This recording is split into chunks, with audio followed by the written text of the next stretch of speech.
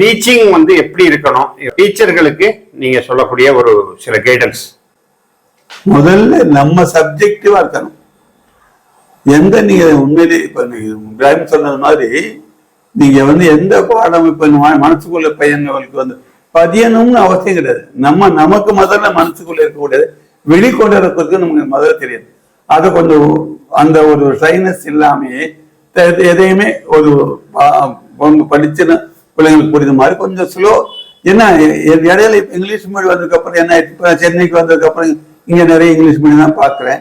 ஏன்னா அந்த தமிழ் மீடியம்ங்கிறது கொஞ்சம் இங்க வர்றதுக்கு இல்லை, அது இங்கிலீஷ் மீடியம்ங்கிறதுனால டீச்சர்ஸ் என்ன செய்யணும்னு கேட்டோம்னு சொன்னா பையங்களை வந்து முதல்ல தரம் பிரிச்சுக்கணும்.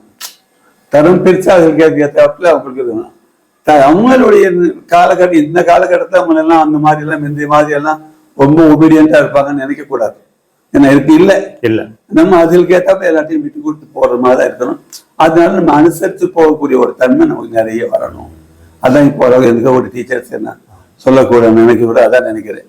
பாக்கி ஒன்றும் பிள்ளைங்க வந்து அவங்க வந்து ரொம்ப தூரம் நம்ம சொல்றத அவங்க கேட்காம இருக்க போறது கிடையாது, கேட்பாங்க.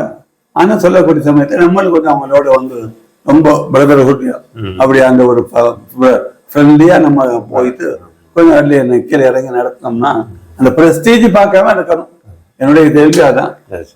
பிள்ளைங்க அப்படிங்கிறது அவங்க என்ன நம்ம அப்படிங்கிறாம நம்ம அவங்களும் நம்மளோட அவங்க நினைச்சு நம்ம பாடம் நடத்தினோம்னா இன்னும் கொஞ்சம் நம்மளுடைய பிள்ளைங்களுக்கு கொஞ்சம் நன்மையா இருக்கும். நமக்கு ஒரு மனசுக்கு ஒரு திருப்தியா இருக்கு. நம்ம நாங்க பாடம் நடத்தினவங்க திருப்தியா தான் இருக்கும்.